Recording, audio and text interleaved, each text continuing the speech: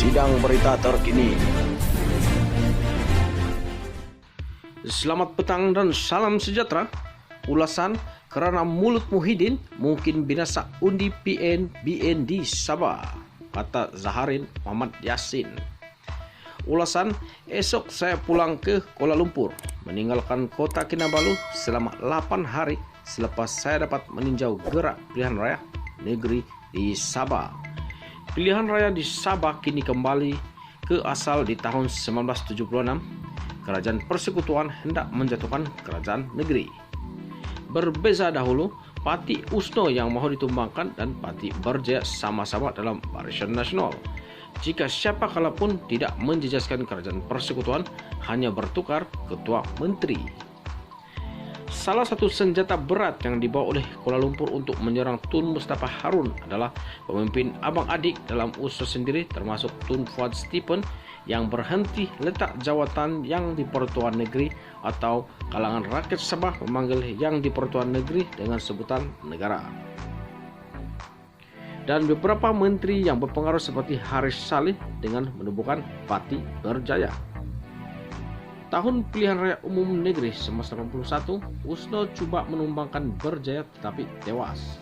Sebab tewas karena ada perubahan dilakukan oleh kerajaan Berjaya dalam soal pembangunan di Sabah.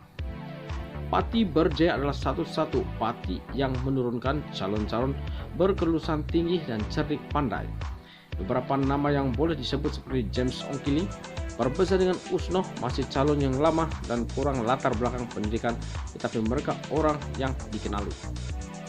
Kenapa Berjaya kalah teruk di tahun pilihan raya negeri 1985, termasuk ketua menterinya Haris Saleh diduntenom dengan seorang pemandu jabatan penerangan. Najib tak belajar dari sejarah. Sebab pembangunan memang dilakukan oleh Berjaya dan Haris Saleh, itu tidak boleh dinafikan. Tetapi bagaimana hubungan dia dengan rakyat?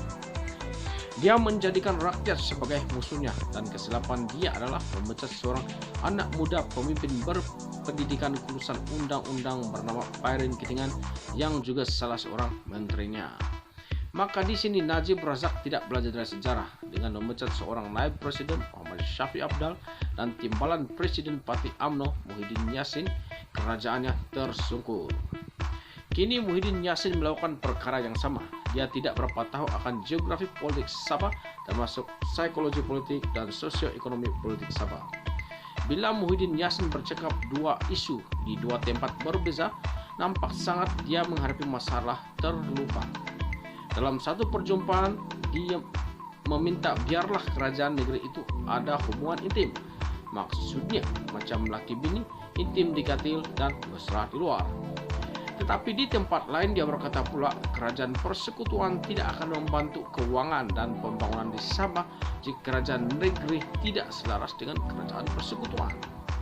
Maka dengan kenyataan itu, 40% pengundi atas pagar membuat keputusan tidak akan mengundi PN ataupun Perikatan Nasional, dan 20% pengundi yang hendak menyokong PN dan juga BN berpaling tada. Maka di mana hujah PN akan menang? Masalah karena mulutnya Muhyiddin Yassin, pengundi Sabah bukan sahaja tidak akan mengundi Perikatan Nasional, tetapi juga membawa tidak mengundi Barisan Nasional atau UMNO. Maka calon-calon Barisan Nasional menjadi mangsa yang bukan kesilapan. Artikel ini disiarkan oleh Malaysia Kini pada 19 September 2020. Dan berita terkini, jika Anda pengunjung yang baru, jangan lupa tekan butang subscribe dan tekan butang lonceng untuk mendapatkan info-info terkini. Sekian dan terima kasih dari channel saya, Jafri Mos.